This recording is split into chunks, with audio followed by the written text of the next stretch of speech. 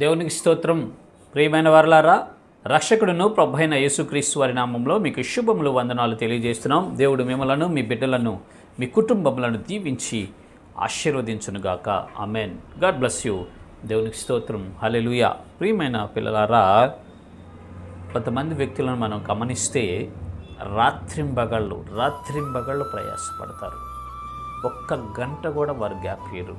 ఒక్క గంట కూడా వారు విరామం తీసుకోవడానికి టైం ఉండదు. అంత బిజీ లైఫ్, బిజీ షెడ్యూల్ ఉంటుంది. నిద్ర కూడా సరిగా సఫిషియెంట్గా పోరండి. వారు 8 గంటల నిద్ర కూడా పోరు. 3 గంటలు, 4 గంటలు, 2 గంటలు నిద్రపోతుంటారు. ఫుల్ బిజీగా ఉంటారు. రాత్రింబగళ్ళు ప్రయాసపడి ఏదో సంపాదిద్దాం, నా పిల్లలకి ఏదో కూడబడదాం, అది చేద్దాం, ఇది చేద్దామని ఏదేదో చేస్తూ ఉంటారు. కానీ చివరికి వారి ప్రాణాన్ని పోగొట్టుకుంటారు. అంత ప్రయాసపడి రాత్రింబగళ్ళు శ్రమపడి ఆయన చేసిందంతా వ్యర్థమే అయిపోతుంది.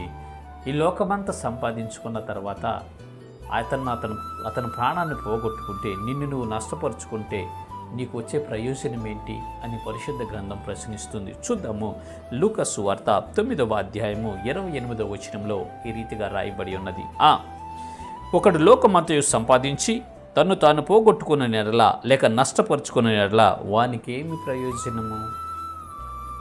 లోకమంతా సంపాదించాడు, రాత్రింబగళ్ళు ప్రయాసపడ్డాడు, చివరికి అతని ప్రాణాన్ని పోగొట్టుకున్నాడు అనుకో, అతనికి ప్రయోజనం ఏముందండి? ఓ మనుష్యుడా, నీవెవరు? ఎక్కడి నుంచి వచ్చావు?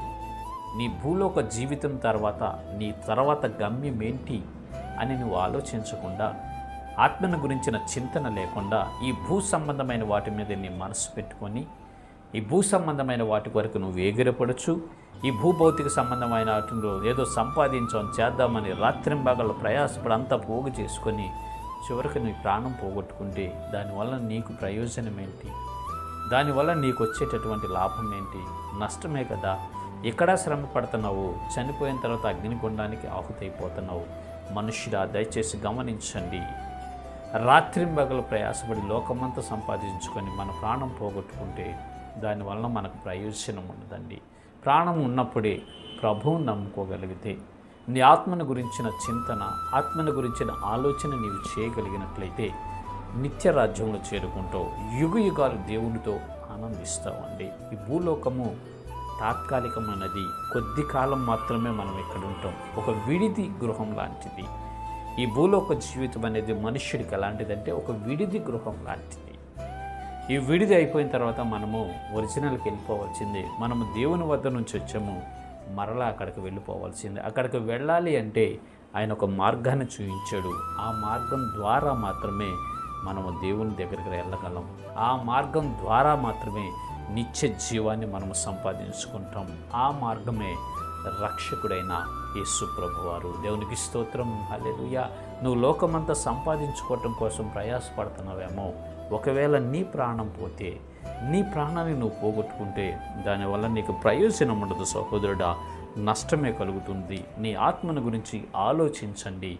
రక్షణ మార్గాన్ని కనుగొని ఆ మార్గంలో నువ్వు నడిచినట్లయితే ఎక్కడ సంతోషభరితుడిగా ఉంటావు, నిత్య జీవాన్ని పొందుకొని యుగాలు దేవునితో ఉంటావు. ఇటు కృప దేవుడు మనందరికీ కలుగు చేయనుగాక. ఆమెన్. God bless you. దేవునికి స్తోత్రం. హల్లెలూయా.